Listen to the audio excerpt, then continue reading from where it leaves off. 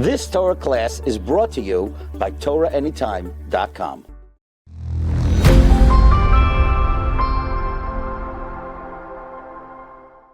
Seder 6 Parshas Shemos, Tashon Pivav, and Shemos talks about Kaisel's descent into the scariest place on planet Earth. The atrocities that they faced were unprecedented, unparalleled. It was the worst ever, right? And as they went down to Mitzrayim, we know that who is the man and who took care of them through these times, who is the darkest times ever, is Moshe Rabbeinu. Moshe Rabbeinu, right? There's something special about Moshe Rabbeinu, right? He was under the Mazah, he was born, and even though all the other boys were thrown into the river, right? Hashem, and Pok Moshe was saved, right? Everything was done in Shemayim. There's something special for Moshe Rabbeinu. The question we have to understand is, why was he called Moshe? The Gemara tells us that he had other names. He had Uriel, it was his name. He had multiple other names. Moshe was one of his 7 names. Why is it that in the Torah he's referred to as Moshe? Good question. Why Moshe? Why was that why is that the name of the 7 that the Torah chooses? So I heard a Mordechai Gavar from Reb Asher Weiss from Mansui. It's based on maybe a Torah from Chaska. It's based on a Torah from Chaska Bramsky. And he says like this.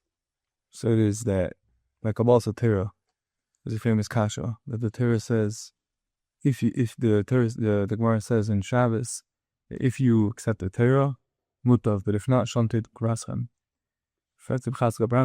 What's shantik graschem? It's poitik graschem. A famous kasha. If the mountain drops on you, kafla b'hapigiyus, and if it falls right at your body, dead, squat, right head on. What's sham? So he says a Mordechai Gavar, Hidach Moster. He says that Yidden and Menim, we can think to ourselves, we can always be living in a perpetual state of sham. Later I'm gonna learn, and this chabur right here. Just flip the camera on for a second. Show them what time it is. 11:26 p.m. Right? There's no one here, right? And we could have said next week we're gonna have the chabur. Next week, pretty be Mekayim Wednesday night chabur. But Asnil and Blazer, no, we're not shumdik. We're not later people. We're right now. We're gonna make the Torah happen right now. We're not gonna shtelz with the riffin. We're not gonna be later. I'm gonna push it off. I'm gonna kick the can. It's right now. And then applies in learning. He was talking about Bachman that they say when I get married, and then they have a kid. They say after I have a kid, and then it's when they become a Baal and when they have money, and then they're busy with golf. And they live in a perpetual state of sham, right? And that is ultimately what takes people down. That's how people go down. Is just a rich man in the cemetery instead of being who they could have become, the best person they could have become. A rich guy, or they were a guy who tried to be rich, and he's just an utter failure. They're getting loytoyer of lagedula, real nevach. That's the call. So that's sham take raskan. That wherever you think you're gonna push it down, right? Wherever you think is more geschmack, the grass is greener. Later, when I have this, when I have that. That's where you're going to be buried, because that is what's pulling you in. That's what's grabbing you, and you're succumbing to that. So Shantik Rasman, that's what's going to bury you. Zog there, he said, Moshe was called Moshe. How was Moshe? Where was Moshe? Where did he come from? He came from a lady from Basia, the daughter of the king of Paran, the evil, savage king who killed Ogan. So we're naming him Moshe after the daughter of the biggest, most wicked person possibly that ever lived. Hitler times, right? He's the first Hitler to this world, the first Hamas terrorist, sick, right? Why do you pick the name Moshe? Because Basia, she extended her hand into the river. She saw this boy was drowning, and she didn't say, I'm going to wait. She saw there was a need. She saw there was a baby crying. And she didn't say, I'm going to look at this one, I'm going to that one, I'm going to consult. She saw a need, and she jumped upon the opportunity right then and right now. And because of that, Moshe, we give Basia the credit forever and ever to say, if you want to rise to Gedula, if you want to rise to a place of accomplishment, you want to rise to become the best you can become yourself, you want to be a Moshe, not a Moshe of Klal Yisrael, but a Moshe of yourself, a Moshe of your family, a Moshe in a community, a leader. It comes with those foundations of someone who didn't start taking all the circumstances into consideration, start cheshboning and when jump right in. She extended her hand, and her hand was short, but Hashem did nisim. And when we do the same thing, Hashem does those nisim. Hashem helps us bring out, nurture, cultivate those ritzoynos, those sheifas, that we become the best of ourselves.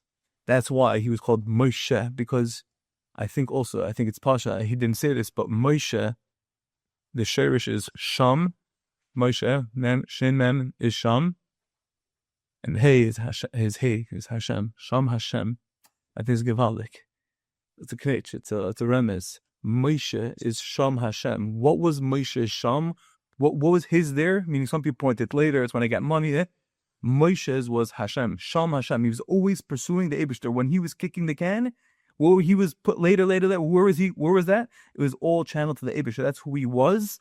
But it came from a place of a person, of Basya, who said, I'm not caring, I'm not looking, I'm not asking, I'm jumping right in.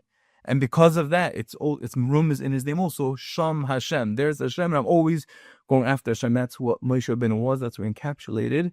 And therefore, as he leads Klal Yisrael through the darkest times, and we go in Mitzrayim, and we come out, and we go to Matan Torah, and Arzina, he's the one goes by Moshe, all because of this tremendous vision and clarity of Basya, who was the Bas of Paroi. But nevertheless, she went right in, didn't give in to all the questions and all the what's going to be and what they're going to say. Just jump right in, and that's what we have to do if we want to become the leaders, the manhigim, for the masses, locally, for our families, and ultimately for ourselves.